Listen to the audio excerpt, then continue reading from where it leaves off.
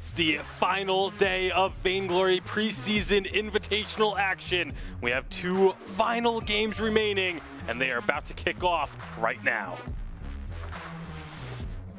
What does it take to mold a champion? Shape your destiny. Hone your craft. In mobile esports, it doesn't get any bigger than this. Today is where the molding begins, the preseason, where teams have the chance to establish their rhythm as a new 5-player team, try out strategies, and gel as a group in preparation for a historic run for the championship. The VPL Preseason Invitational begins now. Welcome for the final time to the Vainglory Preseason Invitational. This is the last set of games that we are going to have in the preseason. Slimy Salamanders versus Hammers Esports, followed up by Vision Gaming versus Nova Esports. This is it. Boom! How's it going, everybody? Happy Mother's Day. Welcome to the last broadcast of the preseason. My name is FlashX. Joined by Tasty Bacon. Absolutely excited to get these things underway. It's a little bittersweet. You know, we're going to be done with the preseason. You know, no one likes to see the end of things, but the end means a new beginning, and that's going to be the beginning of the VPL regular season kicking off in early June. There's going to be 2 tournaments this summer, 2 in each region. Should specify 24 teams. 8 of them will be invited, but the other 16 will be from the open signups that you can go sign up for right now. VaingloryEsports.com. Head on over there, get your team together, get yourself signed up, and you too could be competing in the VPL regular season in just a few weeks. So exciting. I'm so ready to get into it, especially after the preseason. We'll have a couple weeks off. But seriously, if you're a new team, you can go sign up right now. So many opportunities for you guys to compete with so many of these top teams. It's going to be exciting. Yeah, absolutely. It's going to be a blast. Maybe you can find yourself in these top standings. And we're going to take a look at the North American standings right now. You see TSM locked into that #1 position at 6-1.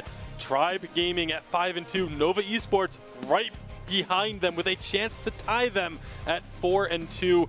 Rogue at 4-3. Slimy Salamanders 3-3 along with Vision Gaming. And Tilt Rehab and Hammers Esports rounding out the standings at 1-6 and 0-6 respectively. Speaking of Hammers Esports, this is their last chance to try and get a victory in the preseason, and Drunami had some words about that. What is up, Vainglory? I'm Drunami, the top laner for Hammers Esports. Today we're taking on the Slimy Salamanders. Maybe today's the day that Hammers gets a dub. We'll have to see. Hope you guys enjoy the game, and don't forget to follow me on Twitter at Drunami_VG. Peace. Hopefully this is the day that they get that dub. That's what they're looking for. No one wants to go defeated through the entire preseason. But obviously, it's something that has happened in Vainglory before. We've seen teams unable to pick up victories. Hammers wants to avoid that badly. It's hard to watch. They could do it, though. They honestly have a chance. You know, this is just the beginning. Preseason, no implications. They're going to have some time off before the regular season starts to continue growing and building upon what they've learned. I'm sure that they are learning an immense amount during this preseason. Hopefully, they can get it together by the time the real season kicks off. We'll take a look at what's going to be played on the rise for this matchup. We have the picks and bans. Slimy Salamanders on the top. Getting the Maline, Hammers Esports on the bottom. Slimy Salamanders is the team that let the Maline through multiple times. Now they get their hands on that hero.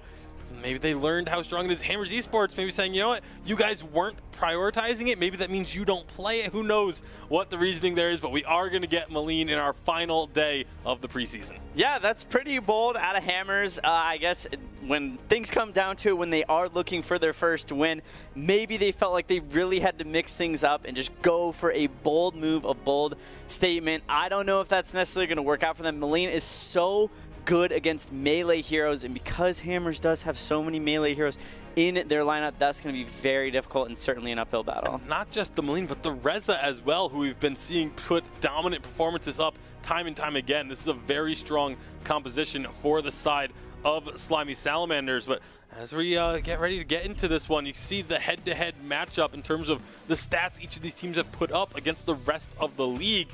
it's not that far off. Obviously, a lot more average turrets for the size of Slimy Salamanders, but the gold per minute and the average kills pretty even as far as these two teams are concerned. Yeah, they're definitely close. I think Slimy Salamanders definitely has the advantage as far as veteran experience goes. A lot of these players have been around for a long period of time. Iraqi Zoro at the helm of that, trying to lead his team to a victory here today. All right, well, before we get into this game, make sure you get yourselves active on Twitter. You can get yourself entered to win the Vainglory Battle Pass. We have one more Battle Pass to give away. Just retweet the giveaway tweet using hashtag VPL and hashtag Battle Pass in order to win. But that's not the only giveaway we have going on right now. Also, if you head on over to the Twitter, you can find the giveaway so that you can win a piece of Vainglory history. A piece of our analyst desk can be yours. But before we get too deep into that, we're going to be going into our first game of North America. Slimy Salamanders versus Hammers Esports, Humanist and Scoundrel. Boom! We're in the game right now. My name's Flash. Wait, that's not my line. I'm Humanist, as Bacon said. I'm joined by a Scoundrel. We're in the game right now. Players making their way out onto the rise. A Scoundrel, did you pop that shirt off? Yeah, man, totally. I'm ready to sweat just like you are, and I think this game's gonna be pretty sweaty. Already sweating, honestly. Look at these guys, not gonna miss a last hit here. True professionals. There's some fun comps coming out here. A lot of burst potential, especially you look over the Salamanders, what they're capable of. We got the Maline out on the map. How do you expect this to play out? Yeah, I think Salamanders do have to be careful for this particular reason, as you can see in the bot lane, as Esme, great rotation from Iraqi Zoro, though. And Tsunami into the infinite reboot, and oh, Dr. Drew comes back through, but gets put on back down. They'll kill him twice. That's going to be your first blood 1 minute in.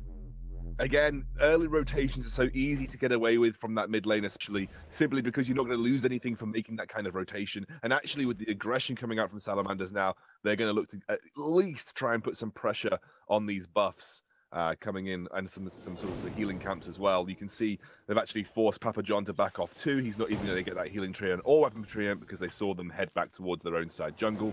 That's really good stuff from Slimy Salamanders, and their composition itself favors a couple of different instances of gameplay. They can either play a split push with the Reza, maybe even 1-3-1 it with one of their other carries going in the other side lane and playing a double split push strategy. But when it comes to team fights, they've got great burst potential. Obviously, every single one of their heroes can burst in some way, shape, or form.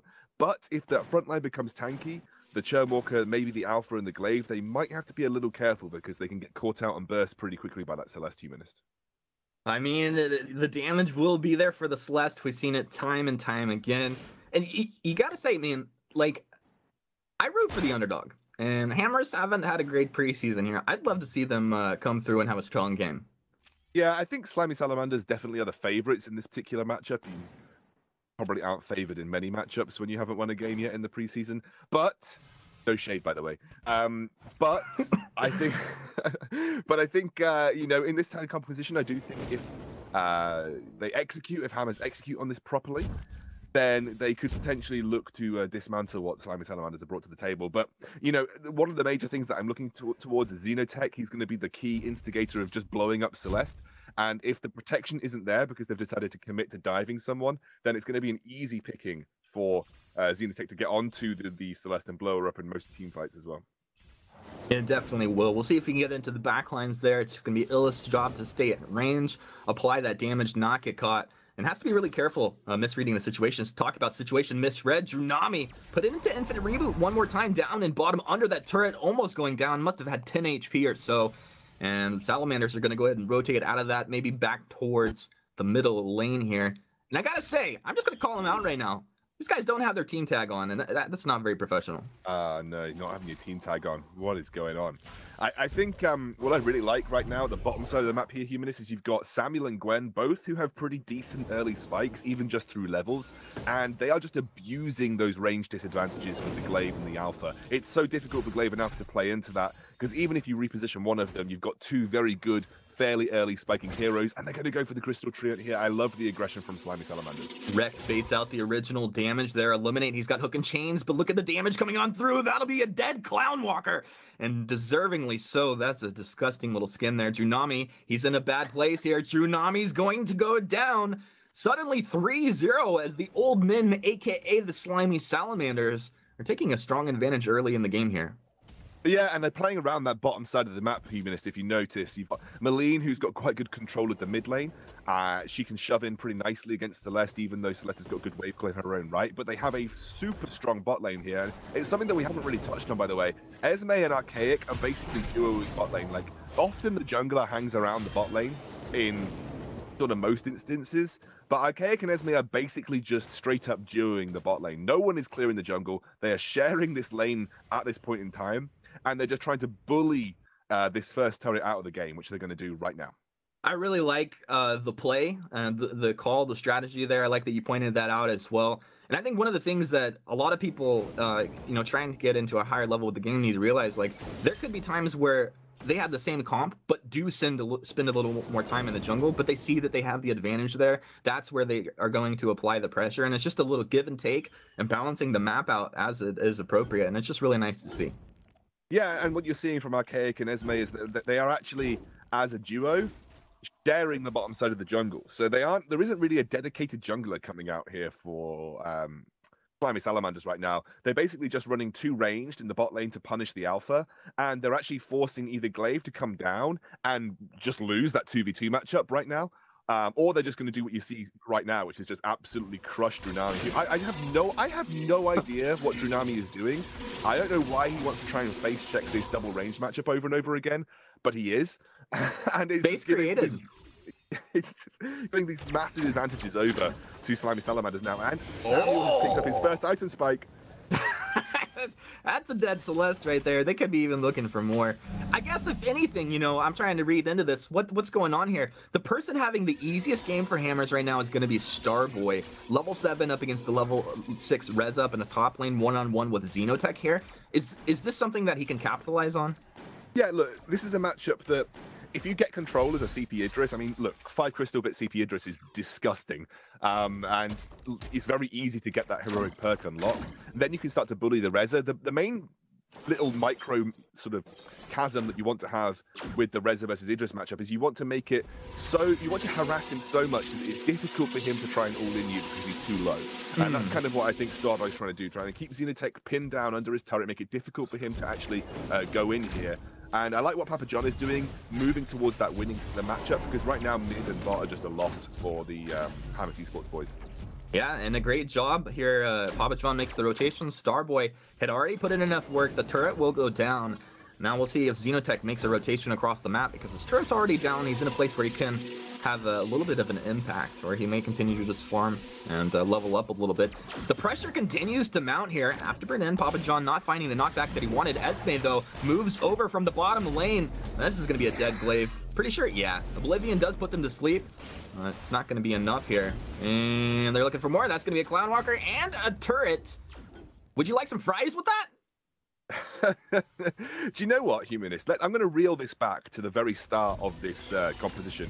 They played a heavy bot side focus from Slimy Salamanders, and you'll notice that as soon as Ghostwing spawned, they took that straight away.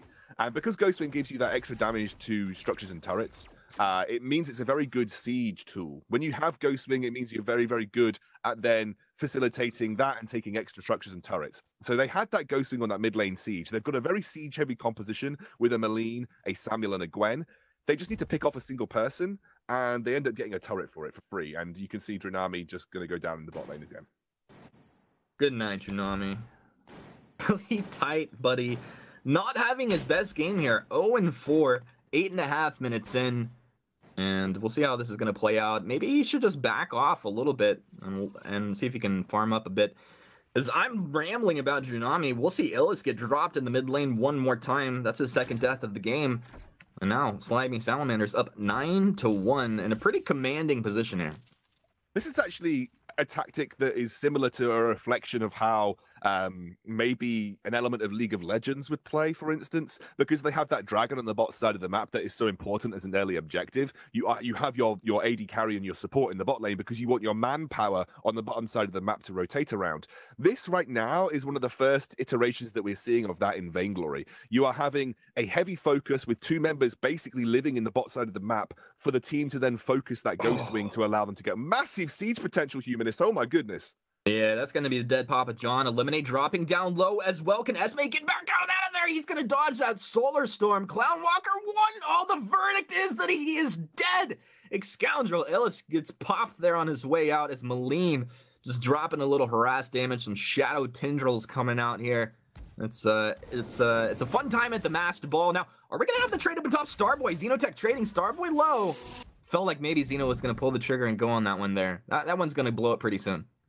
Yeah, and I think that's kind of a sideshow right now, though, isn't it? That top lane matchup is a sideshow for the rest of the map. Right there, you just saw another rotation to take Ghostwing on cooldown that's going to give them more siege potential. You can see Item Spike stacking up now. Samuel working towards, well, he's got two heavy prisms. Actually, that's Maleen that's got two heavy prisms in his inventory. Samuel's got a Clockwork and an Infusion, so he's looking to capitalize on this particular moment when he pops that Infusion. Iraqi then is going to hit his next Item Spike, whatever that may be. He's got several options. And this is the time where they're going to want to strike. You've got a Sora Blade, Tension Bow, Gwen. You just need to group up, use this buff from the Ghost Wing, and just destroy these structures. Well, I think destroy indeed is what will be happening now. Starboy was trying to recall, but they're going to go ahead and cancel off the recall. He's walking right down into the waiting jaws of Xenotech. Iraqi Zora will steal that kill right there with the Maleen. He's going with that kind of proc build with the Aftershock, and I think it's incredibly powerful. Right into the Dragon's Eye. It's a pretty fun build. When Maleen first came out, people were kind of umming and ahhing between should it be an alternating current or should it be an Aftershock, but she's got so many abilities to consistently proc Aftershock on cooldown that she's one of the best ranged carries to actually make use of that in general. And with the Dragon's Eye, because of the sustain that she has in her kit and how she can avoid damage so easily, it's just a really nice 1-2 combo, and it ramps her damage up nicely in the fights. Look at these structures go down, Humanist. This could be warning signs, I think, for Hammers. Yeah, Rex still holding Fountain and Crucible, so his team not feeling threatened at all. He'll get a little Vanguard over the wall on his way out there. Style points for Rekt, as usual. I gotta say, man, I'm really happy to see Rekt back playing. I'm happy to see a lot of these slimy salamanders playing. Iraqi has always been one of my favorite players. It's great to see Xeno have a home in the top lane where he's kind of outside of the jungle, and I think he was a great jungler in 3v3, but he seems really well suited to the top lane sort of play style, or really side lane play style. I mean, he did a lot of laning like in his streams and his games that he plays. So yeah, I think he's the kind of player that could probably have an impact in almost every position. And I really like that Rekt's back again, like you said, because obviously he was a sub for C9 for so long, and he never really got to see play over Gabe Vizzle, because mechanically you'd say that Gabe Vizzle kind of had the edge there, but Rekt has got such a good mind for the game. He does face check right into the team, though. Yeah, this is the best opportunity so far for Hammers. Can they find anything? No! Pop John's down! Solar Storm comes on through. They've taken Rekt down, but Drunami popped one more time now. 3 from Hammers going to try and retreat. That'll be Illis dropping down. Illis able to take down Esme. A 2-for-3 trade right now. Starboy trying to dance, trying to ninja his way out of that one.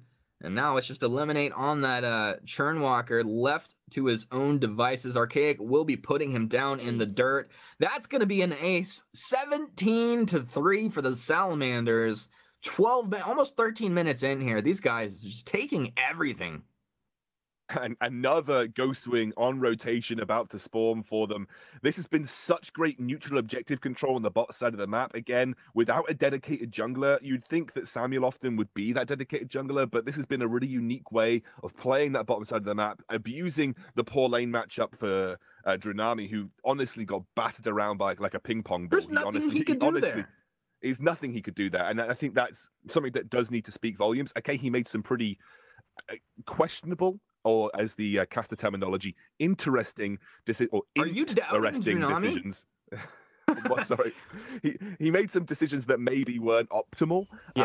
But it was a lane matchup that is impossible for him to play. And even with Glaive's support, the only way they could have done it was to one bomb someone with a afterburn. But that early rotation from both Rekt and Iraqi shut that down, that first attempt, and that kind of put the nail in the coffin of that lane already. That's the kind of lane where you have to play so safe and wait for them to make any sort of dive and turn it around. Like, they have to almost throw for you to get a kill. Papa John's going to look for the engage, and he gets Papa popped right there. Too easy. Drunami put into the infinite reboot. Eliminate taken on down. Xenotech, he's coming for you, Illest. He'll be able to get that one. That's going to be the aces. They just take everybody from Hammers down. Maybe some Hammers fans even died during that one. 14 minutes in, 22 kills, as the Salamanders will put the final nail into the coffin here in this game. What a performance. And to be the antithesis of Zio, they did not hammer the nails this particular game. It was that was an absolute crush by Slimy Salamanders. Look, we talked about it so much during the game, the actual individual tactics, the really unique way they played around that bot side of the map and had Ghost Wing on rotation.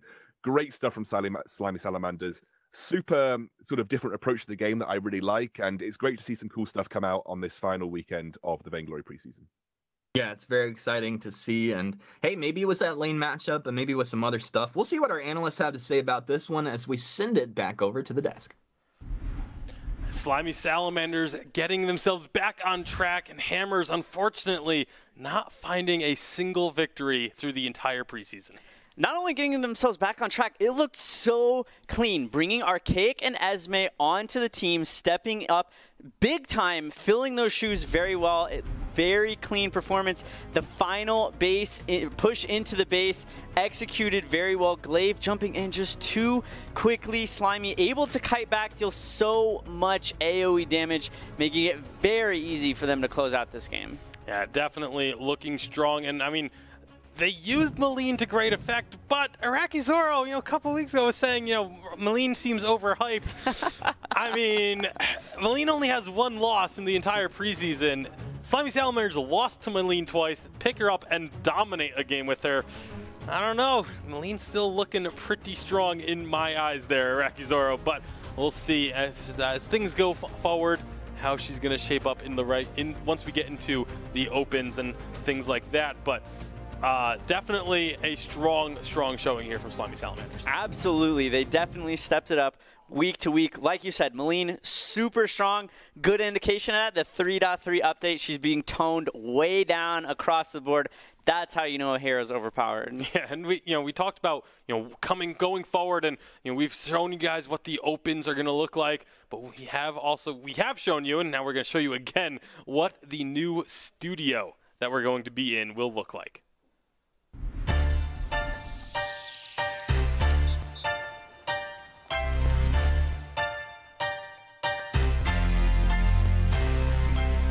This is it. This is the Poker Go Studio, the new home of Vainglory Esports. No more green screens, no more concept images. This is the real deal. They're finishing up some of the construction right now as we speak, but this is going to be it.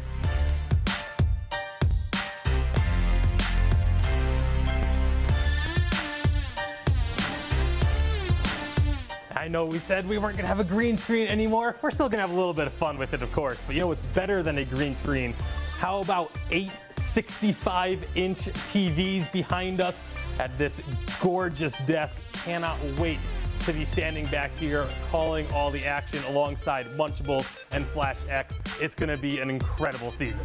And one of the coolest things about this studio is we are not going to be confined to this desk.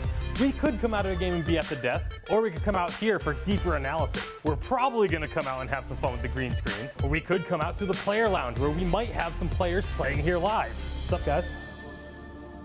And of course, between regions, I'll probably be hanging out here, drinking water, of course. So that's our mini tour of the new Poker Go Studio, the new home of Vainglory Esports. We're gonna be here in the regular season, but before that, we still have a few more games to get to, so let's get into the picks and bans.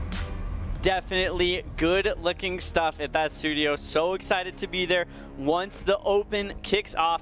Right now, though, we got Vision, Nova, our last game of the preseason. Both of those drafts looking very strong. A little surprising to see Batiste back on the rise. He hasn't been seen in quite some time. He was super popular. Weeks 1 and 2 was in almost every game, and then kind of disappeared for a little bit. Finally getting back out there in the hands of Nova. And I mean, this matchup, you look at it on paper, and this should be a very, very close game. Absolutely. We saw Nova bring Finn into the meta last week against Tribe. It had so much effect. Eco played it so well. They've got it back again today. There are so many combos they can set up. The Forced Accord into the Fearsome Shade, the Forced Accord into the active camos, Forced Accord into Oblivion. So many combos that Nova can set up that can definitely have a huge impact in this game. Yeah, this is going to be a very fun one. On the other side, you have the Tony, you have the Scarf, the Idris, and Glaive. A lot of burst damage potential for this side, but compositionally, I feel like I like the Nova Esports composition. Just has a lot more tools to be able to win multiple styles of team fights. Absolutely. Vision is going to have to be able to dive into the backline with the Glaive, with the Idris, with the Tony, and get some picks on these squishier mages if they want to have even remotely a small chance in this game. Yeah, and we've seen kind of the meta develop over these past few weeks. That's all going to be changing pretty soon as we get into Update 3.3. Update 3.3 is going to be a massive one. We see some of the features that are going to be revealed in 3.3. Ranked leaderboards, experimental joystick controls, the experimental voice chat, the new hero, improved home screen layout, all sorts of features that are just really improving the quality of life experience, and heavily requested features as well being added in. Absolutely. One of the most requested features has got to be that joystick control. If you're a Vainglory veteran, if you've been around the block, you love the touchscreen controls. That is not going anywhere. It is still 100% optional. The joystick is going to appeal to those players that are more familiar with some of the other mobile options out there, and it's just something that's a little bit more comfortable. Yeah, and it also appeals to players who maybe don't have the MOBA experience in general either. We talked to some of our production guys here at the and they're like, the touch controls just, it doesn't translate well if you aren't familiar with it. So the joystick controls are to bring new players in and cultivate maybe some new talent for you guys to go up against. See Iraqi Zero, who's very active on social media, and he hasn't touched these yet, nor thought about using them, but he had a dream about using the joystick controls, and he really liked it. I mean, I've gotten to see the joystick controls. They do look very smooth. Again, don't have to use them. If you want to stick with the touch controls, stick with the touch controls. That is not, no one is being forced to adapt to the joystick controls, but it is just going to be an extra option. More options are always better in every single aspect of life. So that is going to be what we have coming up in 3.3. But now as we get ready for this game, we're also going to see a little bit of the stat comparison between these two teams.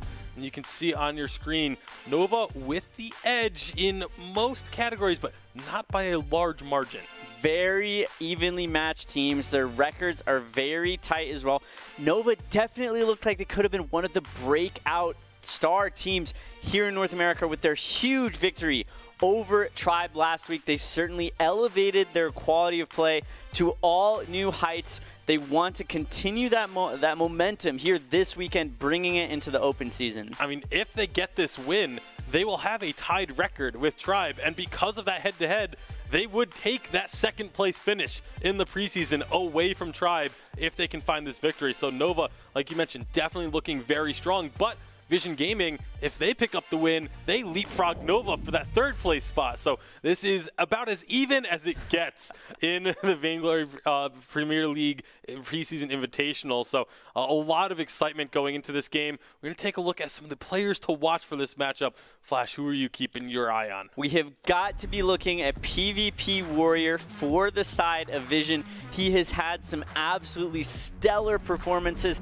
in some of Vision's wins. His positioning has been very, very good. He absolutely dominated Tilt, going absolutely ham. So much damage, just jumping into the mix with that Rona, making Tilt Rehab pay for their overextended mistakes. And obviously you can see some of his stats there from the preseason. On the other side of the rise, for me, I'm going to be keeping my eyes on Erica Kane from Nova. One of these players that, doesn't really get a lot of recognition, but Erica Kane has been playing a lot of different types of heroes. There's some games where he's playing this Adagio, going full captain, utility type build. Then there's some games where he goes in and just plays a hard carry and ends up just picking up kills and securing kills for the team. A very versatile player, and that's one of the things that is so important from in the 5v5, when you're in one of those two side lanes, is having the versatility to fit and adjust what you're going to play to match what your team's composition needs. Absolutely. He's kind of lived in the shadows of Truth of Light, starting all over to absolutely star-studded players. But in their victory against Tribe last week, he was absolutely phenomenal. Always on point. That one team fight that won them the game, he was absolutely critical. All right, well, we are ready to get into it. It is our final game of the preseason, and we have Humanist and Scoundrel on the call. Ladies and gentlemen, Vision Gaming versus Nova Esports. Let's get ready to rumble, blah, blah, blah. I'm Humanist. I'm with Scoundrel. Scoundrel, I hope you are here, because this is going to be a pretty lit matchup. No, I'm actually not here, Humanist. This is all you now. All you, buddy. This is a pre-recorded message from Scoundrel. Please leave your answer to the tone. Please tell me how many kills will be happening before the 3-minute mark. I'm hoping a lot, because I want this to be a hype final game to our season. Really looking forward to it. I've been super impressed looking over the VODs from Nova specifically. Obviously, they've got some great players, Delphi, Truth, and starting all over to name a couple. That's actually not a couple, that's a few. Just, you know, nomenclature. I don't know how you do it across the pond, you know? I'm not going to criticize you for that. You spell a lot of words wrong. Yeah, but a few is then 3+. So technically, but we often in like British sort of, I think, colloquial terms, we say a couple, and that can mean up to like 60,000. So I think when a population is on an island for too long, things like that happen. So yeah, I can't really judge you for that. Well, yeah. I mean, I don't have a comeback to some sort of island-based insult, to be honest. Oh boy, we're into this one right now. I'm excited to see what Starting can put together. He's got the Celeste. We saw a game recently where he just ran over his opponents within like the first 8 minutes of the game, like just literally running at them in like 2 versus 1, 3 versus 1 situations.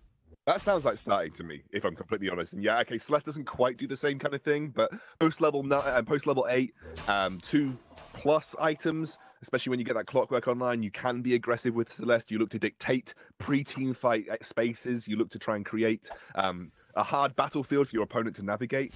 And I guess we should take this time, Eunice, to just kind of look over these compositions, because we're seeing a lot of these heavy ranged threat compositions coming out from teams today and over the past couple of weeks. And you're seeing that a lot from Nova here. You've got a triple threat with the Samuel, the Celeste, and also obviously Truth that is going to be on this Kestrel. And you can see here, they're also committing 2 members to a single lane, it looks like, and maybe just sharing the jungle. This combined double ranged lane with a Samuel and somebody else seems to be something that a lot of teams have been playing with.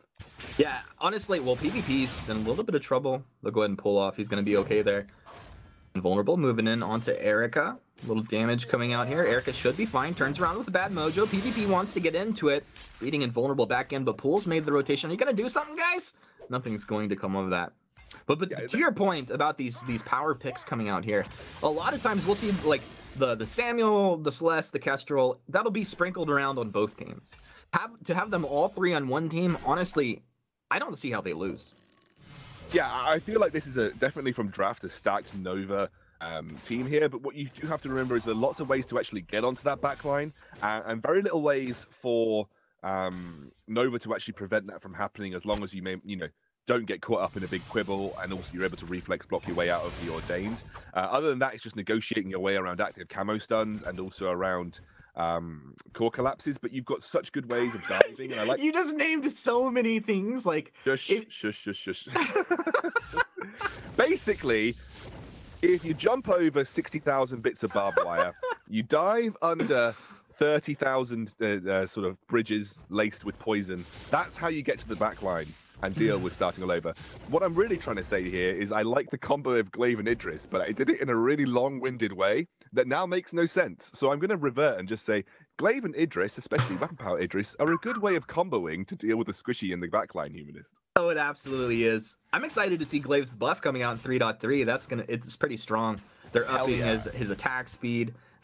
Some of the damage coming out, I think it's Twisted Stroke as well. Maybe some of the lifesteal, I'm not quite sure. There's the change on the ultimate. The taunt's back, Starting's gonna be taken down his first blood. Oh my goodness, you'll never live that one down. Delphi, he's deep here. Looks like he's got Neon Fire, misses with the verdict, but the Malice hits and the basic attack is there. He'll get one for himself. So they're tied up 1-1 here as we finally get a couple kills just before the 5-minute mark. Eco's rotated down towards that mid lane, though, and yes, okay, starting going down for first blood is not ideal, but first turret of the game, which is arguably more important in terms of overall global gold advantage, is going to sit it firmly in Nova's back pocket, and it was that duo lane where they commit that Samuel and Kestrel to the same lane and just look to bully a single lane out to get that first turret to rotate from the back of that now as well. We'll have a look down towards the bot lane. And you can see that Eric Kane just not able to deal with PvP Warrior right now, and Eco is doing a lot of man maneuvering work across the map, just making sure he's supplementing every single one of his lanes right now, Humanist. Yeah, PvP is doing all right down here. I'm excited to see what PvP can do on this Idris. Typically, when he does, he's the kind of player that I think I'd love to see him on the weapon carries. Solar Storm coming on through is not going to do anything. But specifically the kind of carries that build into breaking points, because I think he has a really good eye for knowing exactly when he has enough breaking point stacks to commit. Pool getting lit up here. Truth, is he going to be able to get that? The fountain comes out. They stay alive. Starting moving in deep into that fight is a Celeste. They'll be invulnerable, getting stunned up and taken down. Weapon buff hits the deck as Nova want to move around and go ahead and grab that. Lightning T wants to snipe it up as well. Delphi zoning with the Malice and Verdict there. He'll go ahead and secure that for himself. A nice little play by Delphi. Now Truth moving up behind Neon Fire. Neon Fire is deep up in this top lane. A lot of actions kind of happening in every lane, and I would expect it to continue to do so with all of these picks here. No surprise, Neon Fire forced deep into the jungle. He'll try and pour it out. Look back to bottom as PvP Warrior gets taken out. That's the Fearsome Shade, and starting all over, making the rotation. They have all the damage pile up. They take him down, and this turret in danger of going down. Trash talk from Pool. Pool starting all over back. The afterburn's there. They'll be able to get a kill. That's a really nice play. One shot flies down from the top side of the map, hits onto Pool, but Erica can't really continue to do anything here. This has been manic. This has been an absolutely manic start to the game here. It's been a bit back and forth. You'd say the small advantages are now lying in Nova's camp. I was certain they were going to set up for a Ghost Wing just then because they committed that many members to the mid lane, then rotating down towards the bottom side of the map. But with starting all over going down there, they lose their advantages that they gained in that bot side. They also lose that Crystal Trio, which is Invulnerable is going to steal away from starting one. That's a really good take. It's a really good steal, especially, and starting's actually gone for a Spellfire first here, just to limit maybe some of that sustained potential coming out from the Adagio. That's even a bigger take because of the build that he's gone here. Yes, he's not gone on sort of a heavy-hitting build from the very outset, although I would say that Spellfire is generally a good item in a lot of situations now, just because of the way that it was tweaked. I think it was update 3.2 that it was tweaked, but it was just, a super strong item in general. So, it's not a bad first item for Celeste, but obviously you're not going to hit massive supernovas at this point in time now. Yeah, well, it'll probably be coming out a second item here rather quickly. I'd imagine starting will continue to farm like a monster, but at the same time, I wouldn't expect the pressure to let up from Nova. And as we speak of that, there's 3 from Nova down in this bottom lane. PvP Warrior watches that turret drop down. Delphi is going to find Invulnerable over here in the jungle. Nothing comes of it. Defensive Afterburn. And Nova, they'll just take the turret and go ahead and reset their position right back into mid. Actually, Erica staying down in this jungle. This is kind of a feed situation. Erica's gonna get out with the Oblivion. How did he survive that? Goodness, Delphi. What an Oblivion. What an Oblivion from Delphi. Invulnerable is not done. We should just put that into the Hero Spotlight. Can we get SCMC to edit the Hero Spotlight and just drop in Oblivion? This is your third item, how to use it. This is going to be a pullback from Eco. See if they can get the follow-up damage here as Invulnerable. He still wants Erica. Erica kiting back, putting the glaive deeper into the jungle. Trash talk down in the bottom is going to peel Delphi and starting back a little bit. Eventually, they'll find the kill onto Invulnerable, and we also lost the Kestrel as well. I think Neon Fire able to 1v1 that situation. I don't know if anyone else is going to go down here, but 6-3 advantage to Nova about 9 minutes in, and now we will have the Ghost Wing starting to be taken, but there is a lot of vision around here. Yeah, but they'll clear it out. I'm wondering whether there'll actually be a contest coming out here, unless it's going to be like an attempted steal with a Chakram, for instance, but this should be an easy Nova secure of this Ghost Wing. PvP Warrior does try to go for the Chakram steal just a little bit too late. And if we rewind to how this situation actually occurred, if you look at the vision that the Nova squad had, they had good vision around the entrances to the jungle from vision. They also had good vision in the mid side of the map, 2 scout cams on those 2 brushes that cover the river entrances to the middle lane.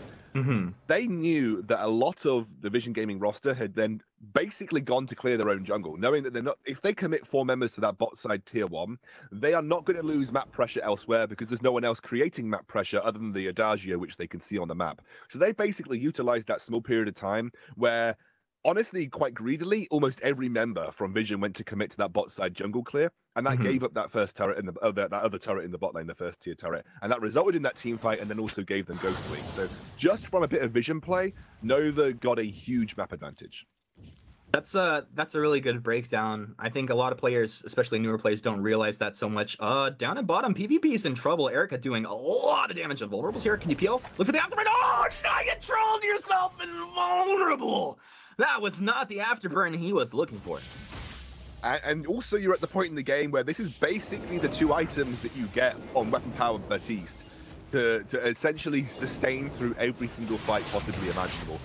The Poison Shift Breaking Point build is the standard 1-2 item for a Weapon Power Baptiste. Then you pretty much go tank after this, and you can feel pretty comfortable taking on most people in fights. You stack up the Breaking Point nicely because you get the excess weapon power during your Reap passive, and obviously the extra sustain on top of the sustain that you already get from Reap means that you become a very, very tanky and very, very sustain heavy melee weapon power carry indeed. And Erica, at this point in time, is going to feel pretty comfortable now committing to some tier 2, tier 3 defensive items. Unless he just wants to go like literal balls to the wall and pick up some more weapon power. Stuck to the wall. Can't peel him off right now because Nova's in a great position. One shot flies down, it's not going to connect. Who's going to be the first to die here? Invulnerable drumming down low. He's going to get the afterburn back. Just get starting into maybe a bit better of a position. Oh, Solar Storm from starting. Click, click. Boom. Bada boom comes in. Blocked off. Not a big deal. They'll take down the Scarf as Delphi moves down the river. Eco finds the stun. This should be Neon Fire dropping as well. Double kill for lone Delphi himself. Now PvP Warrior can only run away. This hero's decent at running away. Eco swing and a miss on that. Forced accord. And that's going to be the ace coming on through. Invulnerable just respawning right there. Not able to respawn fast enough. And Nova, a massive team fight victory. And even if you look up to the top here, Scoundrel, Truth just hammering in the top turrets as well. And Truth, despite not being in that fight, actually had some of the biggest impact with his 1-shot, 1-kill. He took the Scarf so low that Scarf felt too scared at going close to Baptiste to try and burst him down. He was too low, didn't feel like getting in range, and immediately had to back off from that fight. And if you really look at the overall damage output right now from Vision, a lot of it is coming from Scarf specifically, because he is matching the item spikes from starting. Oh my god! Absolutely deleted. Dragon is on the menu for breakfast right now for Nova as they take out Lightning, as I was just talking about him. Classic English breakfast of dragons and sausages. Beans on the side. Nova, I guess a little bit more than they were ready to eat right there. They're going to go back on off, maybe take a little bit out of the jungle, or a little Ghost Wing. I mean, this is an easy take to finish the game, right? They're not going to force it here. So this squad showing a bit of patience, and that's something that honestly is pretty scary to see. Yeah, and I think a lot of this is resulted because of the global objective snowballing. Like a lot of teams, we've seen it from Slimy Salamanders, we're seeing it now from Nova. They commit that duo lane very early on to just punish a 2v1 matchup. And because now the turrets are easier to take, because at 4 minutes their defenses drop instead of 6, you just commit to a duo lane for 4 minutes of the game while clearing the jungle together. And then you basically guarantee yourself a first turret in the game as they catch out again. Yeah, Vision Gaming's going to get taken down very hard here. Nothing that Lightning T can do at all. They just got rounded up here. Let's see, Nova or a team of sheepdogs. I can't really tell. Delphi in the Drifting Dark. Let that Malice and Verdict start to hammer on home. Doesn't even have to follow up on it because Vision are so scared right now. Or you know, just so much respect. That's the way I like to frame that one. Coming out as they know that Nova can take them down very easily. Look, another Drifting Dark. Cooldowns galore. Delphi drifting on into the base here of Vision Gaming. Vision falling apart. All of their base turrets are down. They've lost 2 armories now, as that one's going to go ahead and down. Just the top armory coming out here. Oblivion off the mark, but another drifting dart coming out. They move on forward to jump in from PvP. He knows now's the time. You gotta do something, PvP. The fountain comes out. He stays alive. Scarf going in a little bit too far. As Starting's able to stay alive. They've only lost 1. They can still turn it around. Come on, get the kills. You can do it. Take Nova down. Nova. They're not gonna lose anybody right now. These guys playing phenomenally. 14 minutes in, looking to take down this Vein Crystal. All armories are depleted, and Nova will put Vision Gaming into the dirt here. What a game from these guys. Little taunt coming out of Starting there at the end. Well deserved. Not the biggest KDA that we've seen out of Starting, but a dominant performance. 17-3, 14 minutes in.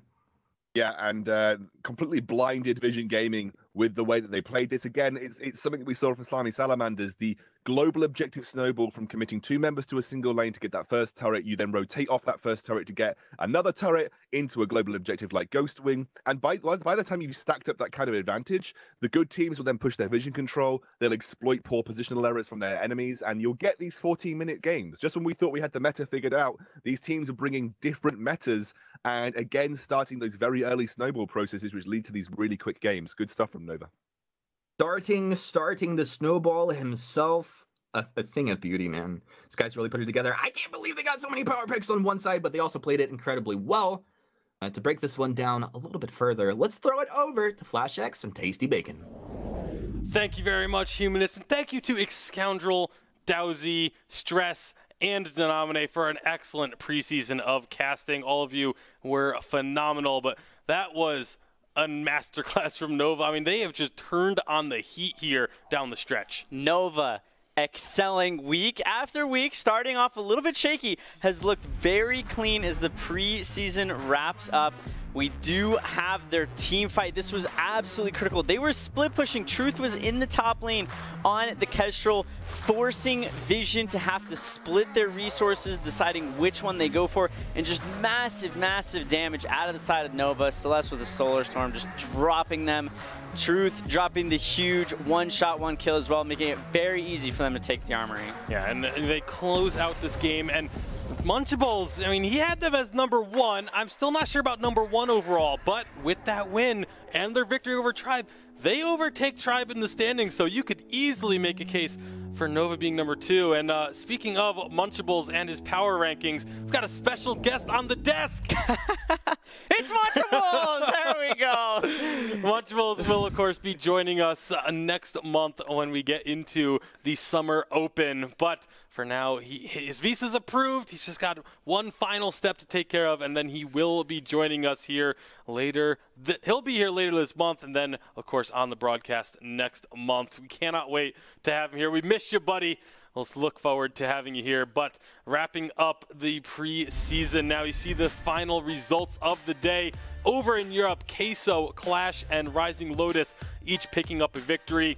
And here in North America, it was Slimy Salamanders and Nova securing themselves the final victories of the preseason. We'll take a look at the effect that this has had on the standings. Definitely a huge shakeup over in North America. Tribe coming in as one of the most heavily touted team, actually going to fall into that 3rd spot as far as the preseason goes. TSM, my boys, taking home 1st, Nova 2nd, Rogan 4th, Slimy 5th, Vision, Tilt, and Hammers rounding out the bottom. Yeah, it was a great preseason all around. Some of these teams definitely have a little bit more to prove, have to step up when it comes time for the open season, you know, if they want to maintain a top spot. But we are going to take a look at our moment of the day. Is from Europe. Lotus just going to turn onto this Ghost Wing to initiate a fight here from Wolves. Is going to be so difficult, especially without Biggie. They're just putting on a brave face and trying to force Rising Lotus off this Ghost Wing for as long as possible, but they can't hold off forever. Keygas are coming around the backside of the pit, throws the Chakram over. The Solar Storm does steal! It's a steal from Biggie, and now Wolves are going in, looking for the fight, but Keygaza gets chunk deleted off the bat once more. And now Wolves have to decide how they're going to play this one out. Potentially, the steal is just good enough. honestly, Wolves can move Unfortunately, Wolves unable to get the victory, but they do get the moment of the day. And now for the It's Lit stat of the day, it's 94%. 94% of the Vainglory roster has been played in this preseason. It's one of the things we always love to talk about is, how versatile all the heroes are and how viable a lot of the heroes are. Only 2 heroes were not picked over the course of the preseason, and that is Flicker and Ozo. So a brief moment of silence for those 2. Hey, Ozo's getting buffed in update 3.3. Maybe it'll be enough to see him come back into the meta. We don't really know. Yeah, hopefully we'll get to see those 2 on the rise more going forward. But as a reminder, the VPL Summer Opens are going to be kicking off in just a few weeks. Early June, we will have matches starting. There are 8 teams that will be invited as the top 8. 16 teams will then be able to enter through the open signups available now on VaingloryEsports.com. It's going to be so exciting to see who is going to step up in 5v5. We had the preseason. There was teams invited. We didn't know how they were going to perform. We didn't know who was going to look the best. This is so that we can decide who is the best on 5v5, which teams will step up and showcase that they are here to stay.